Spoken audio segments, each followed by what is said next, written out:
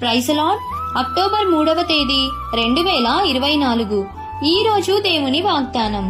నా కాలు జారెనని నేననుకొనగా యెహోవా నీ కృప నన్ను బలపరుచుచున్నది. కీర్తనల గ్రంథం 94వ అధ్యాయం 18వ వచనం.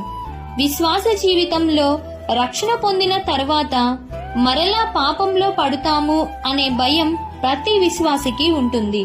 రక్షణ పొందినంత మాత్రాన మనం పరలోకం వెళ్ళము.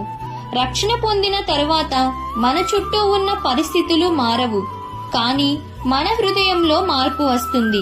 విశ్వాస జీవితంలో మనం జాగ్రత్త కలిగి ఉండాలి.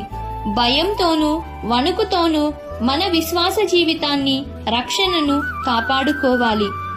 మనకు ఉన్న శక్తి, మనకు ఉన్న బలం పాపాన్ని జయించడానికి సరిపోదు. దేవుని శక్తిని దయచేయమని అడగాలి. ఆశా నిగ్రహమును